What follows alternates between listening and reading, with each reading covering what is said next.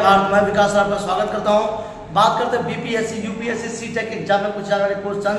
नर्मदा बचाओ आंदोलन, आप जानते होंगे नर्मदा नदी को लेकर चलाया गया एक आंदोलन था जो कि 1985 में चलाया गया था गुजरात क्षेत्र से, और उसके संस्थापक थे मेधा पाटेकर। आप जानते होंगे नर्मदा नदी एक ऐसा नदी है जो सभी तक जो है जल पहुंचाती थी, उल्टी बहने वाली नदी है।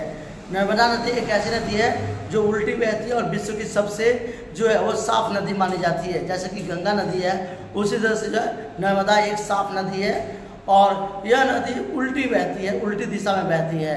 गुजरात में लगभग 450 गांव जो थे, 450 घर जो थे बर्बाद हो गए थे, जिसके कारण भारत सरकार ने सरदार सरोवर बांध जो है निर्माण करने का निर्णय लिया, जिसके उपलक्ष्य में नर्मदा बचाओ आंदोलन भी चलाया गया।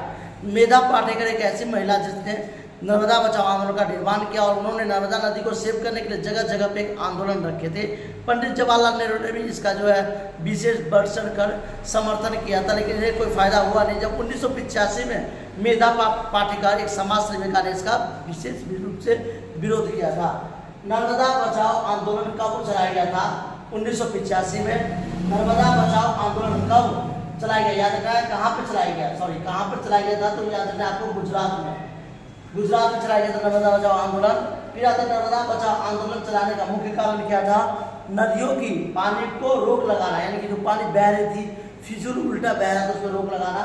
नदियाँ नर्मदा बचाओ आंदोलन के संस्थापक कौन है? मेधा पाटेकर, जिन्होंने कहा था कि नर्मदा बचाओ पानी बचाओ। उसके बाद नर्मदा बचाओ आंदोलन को कितने साल तक चलाया गया? ये याद रखना है कितने साल कितने दिनों तक चला था। तो 1985 में ये आंदोलन चला था, 86, 87, 88, 89, 5 से 6 साल तक ये आंदोलन चलता गया। नर्मदा बचाओ आंदोलन कितने साल तक चला? लगभग गया था भाग ये लगभग तो 2 साल, लेकिन वैसे 5 साल हम मान के चलते 5 साल तक चला।